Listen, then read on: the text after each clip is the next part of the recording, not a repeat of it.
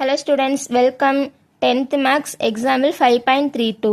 Show that straight lines 2x plus 3y minus 8 equal to 0 and 4x plus 6y plus 18 equal to 0 are parallel அப்படின்னு கொடுத்துருக்காங்க. இப்போ condition என்ன prove பண்ண சொல்லியிருக்காங்கன்னா ரெண்டு ஸ்ட்ரெயிட் லைன் வந்து parallel அப்படின்னு ப்ரூவ் பண்ண சொல்லியிருக்காங்க.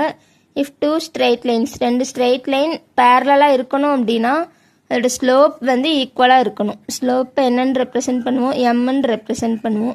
M1 M2 ரெண்டு இதோட ஸ்லோப் வந்து ஈக்குவலாக இருந்துச்சு அப்படின்னா அதை என்னென்னு சொல்லுவோம், பேரலல் அப்படின்னு சொல்லுவோம். ஸோ சொல்யூஷன் பார்ப்போம். Slope of the straight line first equation எடுத்திருக்கோம். இப்போ இதை வந்து ஃபஸ்ட்டு ஈக்குவேஷனை M1 வச்சுக்கலாம். ஸோ நம்ம எழுதலாமா, ஸ்லோப் ஃபார்முலா என்ன, minus coefficient of x by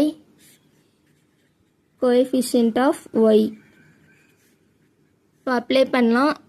coefficient of எக்ஸ்னால் என்ன வரும், 2. எக்ஸ் பக்கத்தில் என்ன இருக்குது, 2 இருக்குது. மைனஸ் 2 பை கோஎஃபிஷியன்ட் ஆஃப் ஒய்னா ஒய் பக்கத்தில் 3 இருக்குது, 3. ஓகே, M1 கண்டுபிடிச்சிருக்கோம். Next slope of straight line second இது கண்டுபிடிக்கலாம். செகண்ட் ஈக்குவேஷன் என்ன இருக்குது, 4x plus 6y plus 18 equal to 0ன்ட்டு இருக்குது. செகண்ட் தான் M2ன்னு வச்சுக்கலாம்.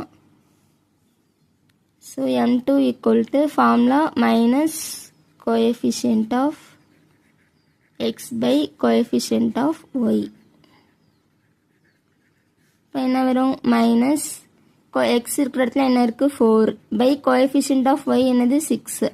இப்போ இதை கட் கொடுக்கலாமா 2 டேபிளில், minus 2 2s are 4 3 2s are 6 minus 2 by 3.